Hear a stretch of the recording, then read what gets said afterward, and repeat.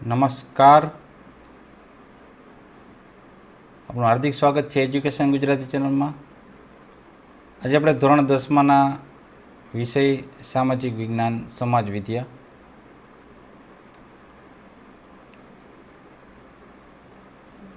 પાઠ ચોથો ભારતનો સાહિત્યિક વારસો એનો પાઠ છે બીજો.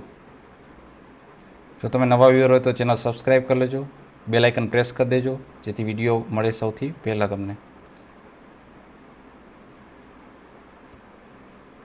પહેલો જ પ્રશ્ન છે, નીચેના પ્રશ્નોના મુદ્દાસર જવાબ આપો. અગાઉ આપણે આ જ પાઠનો પાર્ટ પહેલો મૂકી દીધેલ છે. આ છે પાર્ટ બીજો. પહેલો પ્રશ્ન છે, વલ્લભી વિદ્યાપીઠની માહિતી આપો. ઈસવીસનના 7મા શતકમાં ગુજરાતની વલ્લભી વિદ્યાપીઠ અતિ પ્રસિદ્ધ શિક્ષણ કેન્દ્ર હતું. ગુજરાતનું વલ્લભીને વિશાળ અને અત્યંત પ્રસિદ્ધ વિદ્યાધામ બનાવવામાં મૈત્રક વંશના તત્કાલીન શાસકો અને નાગરિકનો મોટો ફાળો જે છે. મૈત્રક વંશનો યાદ રાખજો નામ. વલ્લભભાઈ ત્યારે બૌદ્ધ મતના ઇનાયત પંથકનું કેન્દ્ર હતું અને પ્રસિદ્ધ બૌદ્ધ વિદ્વાન સ્થિરમતી અને ગુણમતી ધ્યાનના અગ્રણી આચાર્યો હતા. એ બંને સ્થિરમતી અને ગુણમતી. આ જાણીતી વિદ્યાપીઠ હતી વલ્લભી વિદ્યાપીઠ અને જ્ઞાનની આરાધના તથા તેમની વિશિષ્ટ પ્રકારની શિક્ષણ પ્રણાલીને કારણે ભારતમાં જ નહીં પરંતુ તે સમયના સુસંસ્કૃત વિશ્વમાં આ વલ્લભી વિદ્યાપીઠ પ્રસિદ્ધ થઈ હતી. ભારત નહીં પણ વિશ્વમાં. આ વિદ્યાપીઠમાં દેશ પરદેશથી અભ્યાસ કરવા માટે વિદ્યાર્થીઓ આવતા હતા. ક્યાંથી આવતા હતા? દેશના તો આવે, પરદેશ બીજા દેશથી ત્યાં આવતા. સાચા અર્થમાં તે આંતરરાષ્ટ્રીય વિદ્યાપીઠ હતી. એમાં લગભગ પ્રત્યેક વિદ્યા શાખાઓનું શિક્ષણ આપવામાં આવતું. આ વિદ્યાપીઠમાં નિભાઓ, રાજાઓ અને શ્રેષ્ઠીઓ એ આપેલા દાનમાંથી થતો હતો એનું ભરણ પોષણ. હકીકતે સમાજની પણ વિદ્યા પ્રત્યેની પ્રીતિ અને નિષ્ઠા દર્શાવે છે. ચીની પ્રવાસી ઇતિસંગે આ વિદ્યાપીઠની મુલાકાત લઈને નોંધ્યું કે વલ્લભીપુર ભારતની પ્રસિદ્ધ શિક્ષણ સંસ્થા નાલંદા સાથે સ્પર્ધા કરતી હતી. ઈસવીસન 775માં આરબોએ આક્રમણ કર્યું અને મૈત્રક વંશના શાસકો પરાજિત થયા, જેમણે આ વિદ્યાપીઠ ચાલુ કરી હતી. અને વિદ્યાપીઠ પછી બંધ થઈ ગઈ કારણ કે એનું ભરણ પોષણ થઈ શકતું નહોતું. વલ્લભી વિદ્યાપીઠ વિશે કહી શકાય કે ભારતીય વિદ્યા, કલાઓ અને જ્ઞાન વિજ્ઞાનનું શિક્ષણ આપતી આ વિશ્વવિખ્યાત એક યુનિવર્સિટી હતી એ વખતની. બીજો પ્રશ્ન છે, કાશી વિદ્યાપીઠનું માહિતી આપો. તો કાશી વિદ્યાપીઠ એટલે કે વારાણસી યાત્રાધામ તરીકે પ્રસિદ્ધ તો છે જ. ઈસવીસન પૂર્વે 7મા સૈકામાં તે ભારતનું પ્રસિદ્ધ વિદ્યા કેન્દ્ર બન્યું હતું. તે એટલે કે વારાણસી. ઉપનિષદ કાળમાં તે આર્ય સંસ્કૃતિ અને ધર્મના કેન્દ્ર તરીકે વિકસ્યું હતું. એના રાજા અજાતશત્રુ ઉપનિષદ કાળમાં એક તત્વજ્ઞાની અને વિદ્યાના પોષક હતા. વ્યાસ સંહિતામાં મહર્ષિ વેદવ્યાસનો આશ્રમ અહીં હોવાનો ઉલ્લેખ પણ છે. ભગવાન બુદ્ધે પોતાના મતના પ્રચાર અને પ્રસાર માટે વારાણસી પણ વારાણસી તો એ વખતનું એમને પસંદ કર્યું. શું કોણે? ભગવાન બુદ્ધે પણ પોતાના મતને પ્રચાર અને પ્રસાર માટે વારાણસીને પસંદગી એમને રાખી હતી. આદિ શંકરાચાર્ય જેવા સમર્થ તત્વજ્ઞએ તેમના બધાના નૂતન સિદ્ધાંતની સ્વીકૃતિ માટે કાશી જવું પડ્યું હતું. એટલે કાશી એવી મહત્ત્વની વિદ્યાપીઠ હતી. ચૈતન્ય મહાપ્રભુ અને પુષ્ટિમાર્ગના પ્રવર્તક વલ્લભાચાર્યજી પણ પોતાનો વૈષ્ણવ સંપ્રદાયની પ્રતિષ્ઠા અહીં જ કરેલી હોય એવી મેળવી શકાય છે. પંજાબના વિદ્વાન કુટુંબોએ સ્થળાંતર કર્યું હતું ત્યારે તેઓ મુખ્યત્વે કાશી અને થોડા પ્રમાણમાં કાશ્મીર જઈને વસ્યા. અન્ય રાજાના રાજકુમારો પણ અહીં ઉચ્ચ શિક્ષણ મેળવવા કાશી આવતા હતા. સમ્રાટ અશોકના આશ્રયથી વારાણસીનો સારનાથનો મઠ પ્રસિદ્ધ વિદ્યાધામ બન્યું હતું. કોના? સમ્રાટ અશોકના આશ્રયથી. ત્યારબાદ ત્રીજો પ્રશ્ન છે વૈદિક સાહિત્ય ટૂંક નોંધ લખો. તો પ્રાચીન ભારતના વૈદિક સાહિત્યમાં 4 વેદોમાં પછી 4 વેદો હતા, તેમજ બ્રાહ્મણ ગ્રંથો હતા. અરણ્યકો, ઉપનિષદો, વેદાંગો, પુરાણો અને સ્મૃતિ ગ્રંથોનો સમાવેશ થાય છે વૈદિક સાહિત્યમાં. વેદોની સંખ્યા 4 છે. ઋગ્વેદ છે એ ભારતીય સાહિત્યનું પ્રાચીનતમ પુસ્તક 10 ભાગમાં વહેંચાયેલું છે. એમાં 1028 ઋચાઓનો સંગ્રહ છે. આ ઋચાઓમાંથી મોટા ભાગની દેવોને લગતી સ્તુતિઓ છે. યજ્ઞ પ્રસંગ કરવામાં આવતી વખતે આ સ્તુતિઓ વાંચન કરવામાં આવે છે.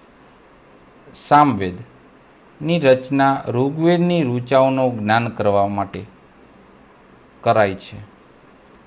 એમાં શ્લોકોના રાગ અને લય સાથે ગવાય છે, માટે તેને એક સંગીતની ગંગોત્રી પણ કહેવામાં આવે છે. કોને? સામવેદને.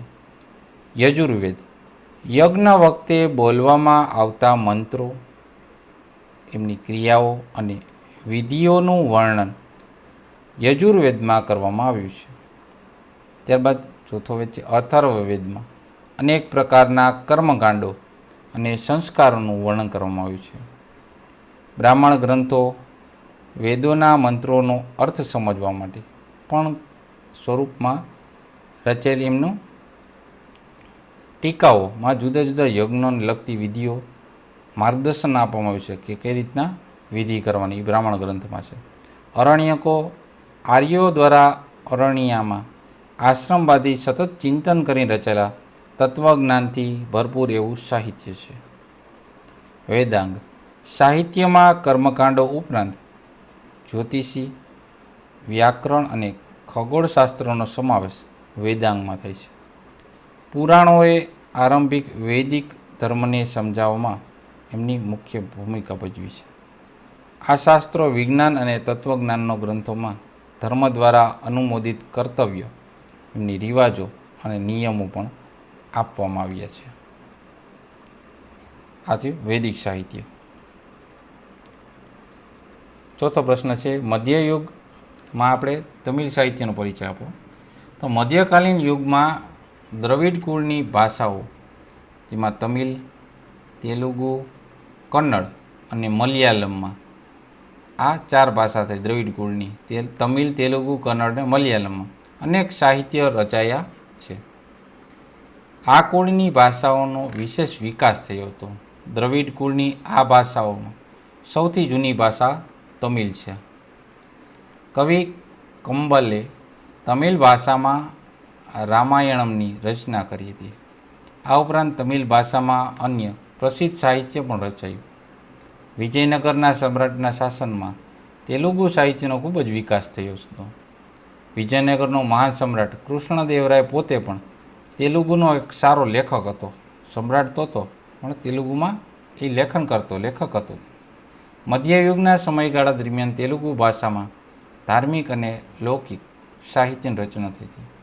આ યુગમાં કન્નડ સાહિત્ય પર જૈન ધર્મની ગાઢ અસર પડતા કવિ પંપાએ આદિપુરાણની અને કવિ પોન્નાએ શાંતિ પુરાણની અને કવિ રન્નાએ અજીનાથ પુરાણની આ 3 કવિ અને 3 પુરાણની રચના. આ ઉપરાંત મલયાલમ ભાષામાં પણ સાહિત્ય રચાયું હતું. 5મો પ્રશ્ન મધ્યયુગના ફારસી સાહિત્યનું વર્ણન કરો. મધ્યયુગમાં ફારસી ભાષા દિલ્હીના સુલતાનનું રાજભાષા હતી. ફારસી સાહિત્યની અસર રૂપે અને ફારસી શબ્દનો સમાવેશ ભારતીય ભાષામાં થયેલો જોવા મળે છે. અમીર ખુસરો આ સમયનો સૌથી મહાન સાહિત્યકાર ગણાય છે. તેઓ એક કવિ હતા, ઇતિહાસકાર હતા, રહસ્યવાદી સંત પણ હતા અને પાછા સંગીતકાર પણ હતા. આટલી બધીની ગુણ હતા. તેમણે આશિકા નૂર, સિપિહર અને પુરાતુલ સહાયન નામના ગ્રંથો પણ લખ્યા હતા. મુગલ કાળમાં પણ ફારસી ભાષામાં અનેક નોંધપાત્ર પુસ્તકો લખાયા. હુમાયુની બહેન ગુલબદન બેગમ ફારસી ભાષામાં હુમાયુનામાની રચના કરી. અબુલ ફઝલે આયને અકબરી અને અકબરનામાની રચના ફારસી ભાષામાં કરી હતી. અબુલ ફઝલનો ભાઈ ફૈઝી ફારસી ભાષાનો એક મહાન કવિ પણ હતો. તેણે અનેક સંસ્કૃત ગ્રંથોની ફારસીમાં અનુવાદ કર્યા હતા.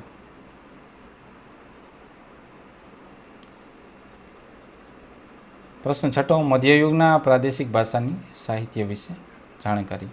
મધ્યયુગમાં પ્રાદેશિક ભાષાઓ અને તેના સાહિત્યને પ્રાદેશિક શાસકોનો વેગ આપ્યો, એટલે વધારે વેગવાન કર્યું, પ્રચલિત કર્યું. ભક્તિ માર્ગોમાં સંત કબીર, તુલસીદાસ વગેરે લોકોની ભાષામાં ઉપદેશ આપ્યો. કબીરની રચના મુખ્યત્વે સઘુકડી લોકબોલીમાં છે. તેના દોહાઓ લોકસાહિત્યમાં અંગ બન્યા છે. આ સમયમાં ભોજપુરી અને અવધી ભાષા હિન્દી ભાષાની મુખ્ય બોલીઓ હતી. મલિક મોહમ્મદ જાયસીએ પદ્માવત નામનું મહાકાવ્ય અને તુલસીદાસનો પ્રસિદ્ધ ગ્રંથ રામચરિતમાનસ અવધી ભાષામાં લખાયા છે. આ યુગમાં અવધી ભાષાના બીજા કવિઓ પણ થયા. આ યુગમાં હિન્દી ઉપરાંત બીજી ભાષામાં પણ સાહિત્ય રચાયું હતું. બંગાળના સુલતાનોને આશ્રયે રહીને કૃતિવાસે બંગાળીમાં રામાયણ અને પ્રસિદ્ધ કવિ ચંડીદાસ એ સેંકડો ગીતો રચ્યા હતા. બંગાળમાં સંત ચૈતન્યથી ભક્તિ ગીતો લખાવાની પરંપરા શરૂ થઈ. નરસિંહ મહેતાએ ગુજરાતીમાં અને નામદેવ તથા એકનાથે મરાઠી ભક્તિ ગીતો રચ્યા હતા. વિજયનગરમાં સંસ્કૃતિ ઉપરાંત તેલુગુ સાહિત્યનો વિકાસ થયેલ જોવા મળશે. આમ મધ્યયુગી પ્રાદેશિક ભાષામાં એટલે કે પોતાની પ્રદેશની ભાષામાં સાહિત્યનો ઘણો વિકાસ થયો હતો મધ્યયુગમાં. 7મો પ્રશ્ન છે, મુગલ સમ્રાટ અકબરના સમયમાં થયેલા સાહિત્યના વિકાસને ટૂંકમાં જણાવો. તો મુગલ સમ્રાટ અકબરના સમયમાં હિન્દી અને ફારસી બે ભાષાના સાહિત્યનો, હિન્દી અને ફારસી આ બે ભાષાના સાહિત્યનો ખૂબ જ વિકાસ થયો. તુલસીદાસ, સુરદાસ, કેશવદાસ, રહીમ, અબુલ ફઝલ, ફૈઝી વગેરે અકબરના સમકાલીન હતા, એ સમયના હતા. તુલસીદાસ અને સુરદાસની ગણના તો આ સમયના હિન્દી ભાષાના મહાન સાહિત્યકર્મમાં થાય જ છે. કવિ કેશવદાસ એ પ્રેમ અને વિરહના વિષય પર સાહિત્ય રચ્યું હતું. રહીમના દોહા આ દેશના ઘણા ભાગોમાં આજે પણ પ્રખ્યાત છે. અકબરના નવરત્નમાં સામેલ અબુલ ફઝલે ફારસી ભાષામાં આઈને અકબરી અને અકબરનામા ગ્રંથોની રચના કરી હતી. અબુલ ફઝલનો ભાઈ ફૈઝી પણ એ ફારસી ભાષાનો એક મહાન કવિ હતો. તેણે અનેક સંસ્કૃત ગ્રંથોના ફારસીમાં અનુવાદ કર્યા હતા, રૂપાંતર કર્યા હતા. કેમાંથી? સંસ્કૃતમાંથી ફારસી ભાષામાં. અકબરના સમયમાં ઇતિહાસના ઘણા ગ્રંથો લખાયા હતા. આમ અકબરનો સમય સાહિત્ય વિકાસનો સમય પણ ગણાય છે.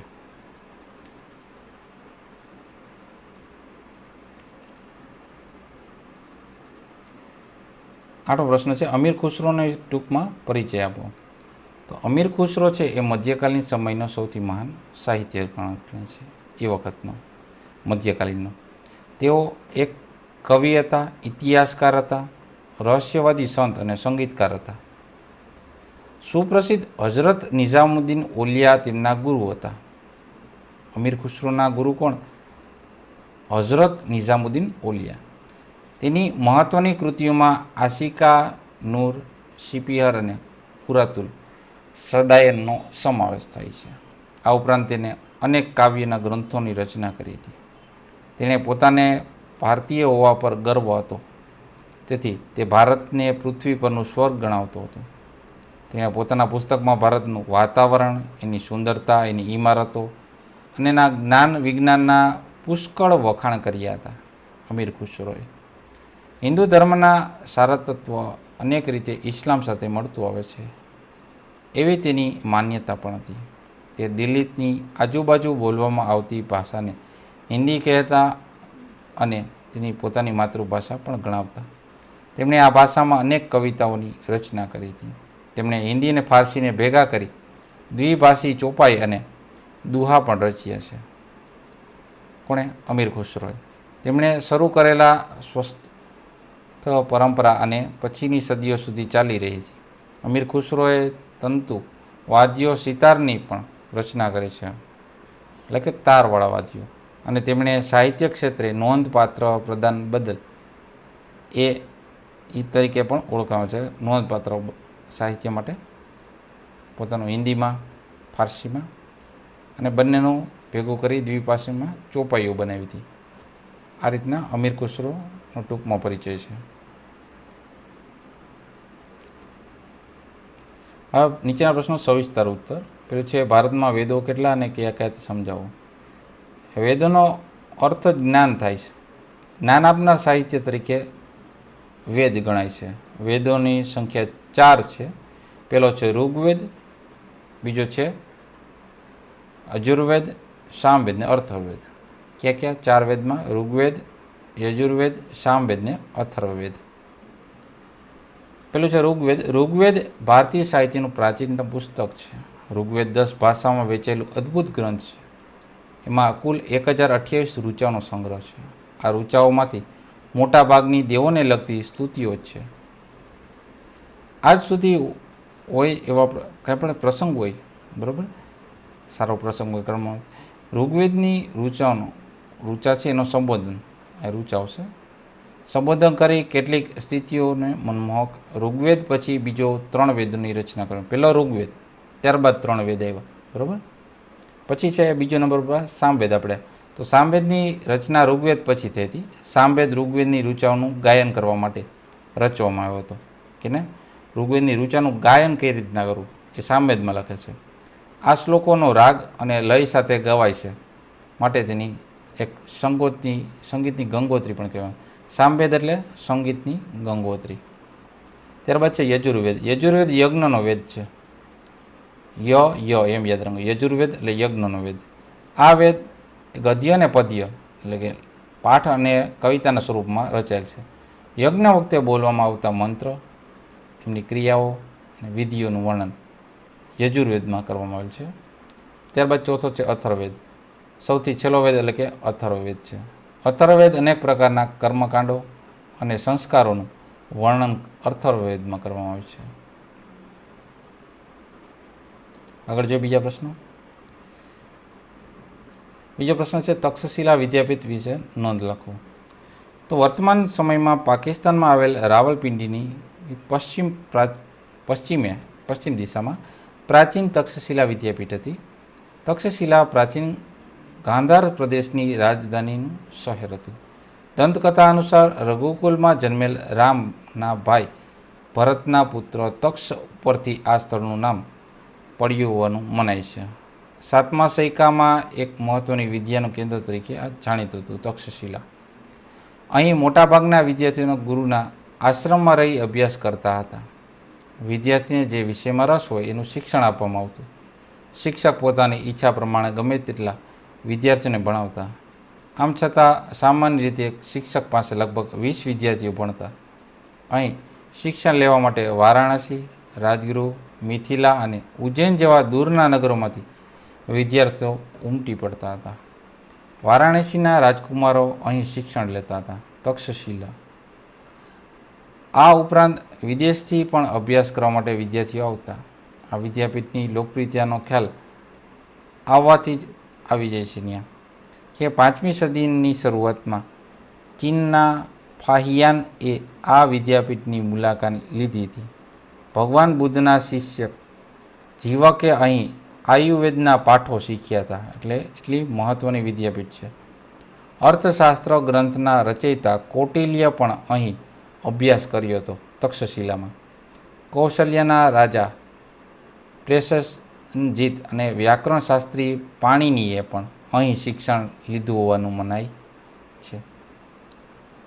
ચંદ્રગુપ્ત મૌર્યના ગુરુ ચાણક્ય અને ખુદ ચંદ્રગુપ્ત મૌર્ય પણ તક્ષશિલા વિદ્યાપીઠમાં શિક્ષણ લીધું હતું.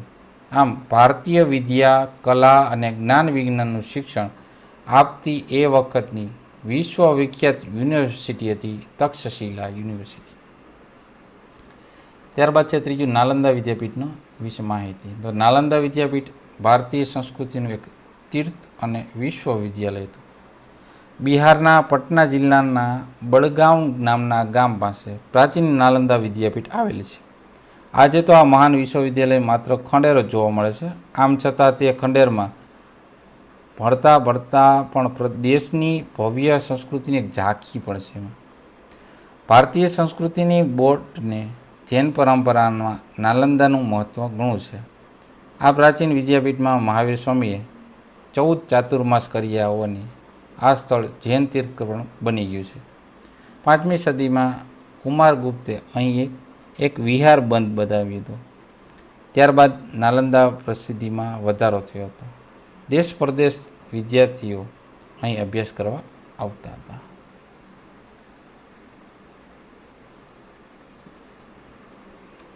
ઈસવીસનની 5મી થી 11મી કેટલામી ઈસવીસન 5મી થી 11મી સદી સુધીમાં નાલંદાની ખ્યાતિ એટલે કે વિખ્યાત હતું, સુપ્રસિદ્ધ વિદ્યા કેન્દ્ર તરીકે રહી ચૂક્યું છે. વિદ્યાર્થીઓમાં રહેવા માટે ખાસ એમના મઠો બાંધવામાં આવતા. શું બાંધવામાં આવતા? એમના મઠો. વિદ્યાર્થીઓને વિદ્યાપીઠને નિર્વાહ એટલે એને કામ ચલાવવા માટે ગામોમાંથી દાન મળતા હતા. ગામોની આવકમાંથી વિદ્યાર્થીઓને ભોજન, એના વસ્ત્રો વિના મૂલ્યે પૂરા પાડવામાં આવતા. આ સમયે ભારતમાં વિશ્વભરમાં એવા શ્રેષ્ઠતમ ગણાય એવા ગ્રંથાલય એ નાલંદા વિદ્યાપીઠમાં હતા. આ ગ્રંથાલયવાળો વિસ્તાર ધર્મગંજ, એ ગ્રંથાલયને શું કહેતું? ધર્મગંજ તરીકે ઓળખાતું. આ ગ્રંથાલયમાં હજારો હસ્તલિખિત એટલે કે હાથથી લખેલા ગ્રંથોના અમૂલ્ય ભંડારો હતા, જેનો અભ્યાસ અને સંશોધન કરવા માટે દેશ વિદેશમાંથી અનેક વિદ્યાર્થીઓ આવતા. નાલંદા વિદ્યાપીઠમાંથી ભણીને બહાર નીકળેલા વિદ્યાર્થી ભારતનો આદર્શ વિદ્યાર્થી ગણાતો. 7મી સદીમાં મહાન ચીની મુસાફર યુવાન શ્વાંગ એ નાલંદા વિદ્યાપીઠની મુલાકાત લીધી. આ પરથી કહી શકાય કે તે ભારતીય વિદ્યા ચલાવવા અને જ્ઞાન વિજ્ઞાનનું શિક્ષણ આપતી એક વિશ્વવિખ્યાત યુનિવર્સિટી એટલે કે નાલંદા યુનિવર્સિટી હતી. બરાબર, વિદ્યાપીઠ હતી. ચોથો પ્રશ્ન છે પ્રાચીન ભારતીય સાહિત્યનો પરિચય આપો. પ્રાચીન કાળથી જ ભારતીય સાહિત્યની વિવિધતાઓ અને વિશેષતા માટે પ્રખ્યાત છે. ભારતના વિદ્વાનો પ્રાચીન સાહિત્યના 2 ભાગ પડ્યા હતા. એક વૈદિક સાહિત્ય અને બીજું છે પ્રશિષ્ટ સાહિત્ય. આ ઉપરાંત કેટલીક લોકબોલીમાં પણ રચાયેલ સાહિત્ય પણ પ્રચલિત હતું. પેલું છે વૈદિક સાહિત્ય. વૈદિક સાહિત્યમાં વેદો આવે, બ્રાહ્મણ ગ્રંથો, આરણ્યકો, ઉપનિષદો, વેદાંકો વગેરેનો સમાવેશ વૈદિક શાસ્ત્રમાં થાય. 4 વેદોમાં ઋગ્વેદ ભારતીય સાહિત્યનું પ્રાચીનતમ પુસ્તક છે. ત્યારબાદ અન્ય 3 વેદો સામવેદ, યજુર્વેદ અને અથર્વવેદની પણ રચના થઈ.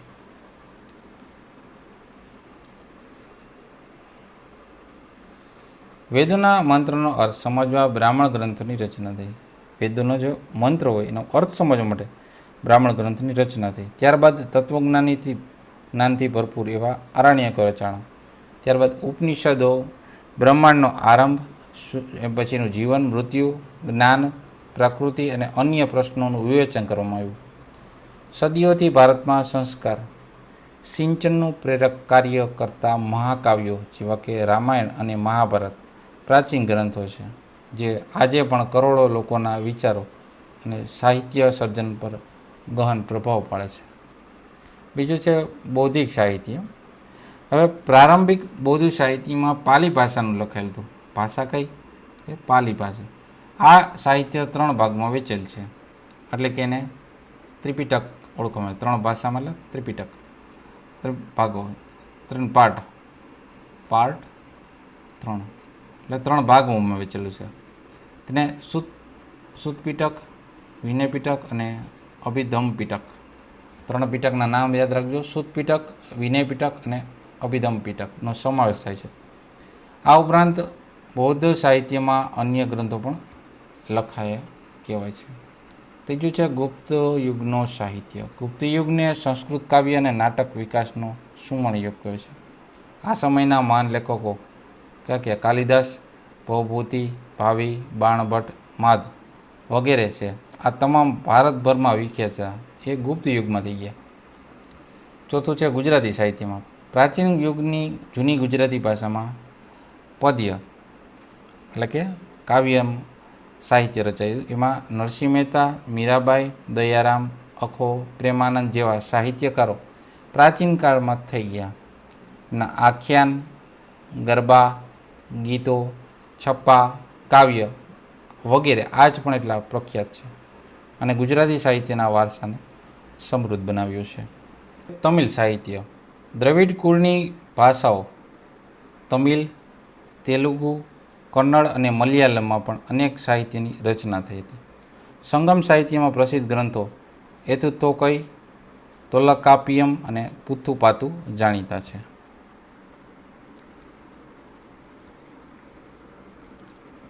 પાંચમો પ્રશ્ન છે ભારતીય ભાષા અને સાહિત્યના વિકાસનું વર્ણન કરો. સામાન્ય રીતે માનવી માટે અભિવ્યક્ત કરવાની અને ઝીલવાની ઉત્તમ તક ભાષા જ પૂરી પાડે. ભાષાથી જ આપણે વિચારોનું આદાન પ્રદાન કરી શકીએ છીએ.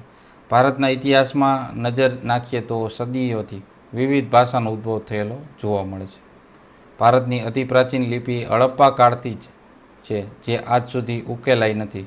તેથી એ સમયના લોકોની ભાષા કઈ હશે તે માહિતી હજુ પ્રાપ્ત થઈ શકી નથી. હડપ્પા પછી વૈદિક યુગ આવ્યો, જેમાં આર્યનો મુખ્ય ભાષા સંસ્કૃત હતી. સંસ્કૃત ભાષાને આર્ય ભાષા કે ઋષિઓની ભાષા કે વિદ્વાનોની ભાષા પણ કહે છે. તે મુખ્યત્વે ધર્મ, તત્વજ્ઞાન, જ્ઞાન અને વિજ્ઞાનની ભાષા હતી. સંસ્કૃત. વર્તમાન સમયમાં સંસ્કૃત ભાષાનો ઉપયોગ ઓછો છે, પણ ધાર્મિક કાર્યો અને પૂજાવિધિઓમાં આનો ઉપયોગ થાય છે. પ્રારંભિક સાહિત્ય પાલી ભાષામાં લખાયું હતું. ગુપ્ત યુગ દરમિયાન ફરીથી સંસ્કૃત જ્ઞાન વિજ્ઞાનની ભાષા બની હતી તથા અનેક બોલીઓનો વિકાસ થયો હતો, જે સમય જતાં આધુનિક ભારતીય ભાષાનો આધાર બની. ફારસી ભાષામાં સલ્તનત કાળ અને મુઘલ કાળ દરમિયાન રાજભાષા એમની હતી ફારસી ભાષા. ભારતીય ભાષાના વિકાસમાં અને વિદેશની ભાષાઓ એ મુખ્યત્વે ભૂમિકા ભજવી છે. આ પરથી કહી શકાય કે વર્તમાન પ્રચલિત ભારતીય ભાષાઓ ઘણા બધા લાંબા સમયગાળ દરમિયાન વિકાસ પામી છે અને ભારતને બહુભાષી દેશનું એક સ્વરૂપ પ્રદાન કર્યું છે. તો આ આપણે ધોરણ 10માના સામાજિક વિજ્ઞાન વિષયનો પાઠ 4નો પાઠ 2 જોતા રહો એજ્યુકેશન ગુજરાતી ચેનલ. શીખતા રહો. Thank you. આભાર.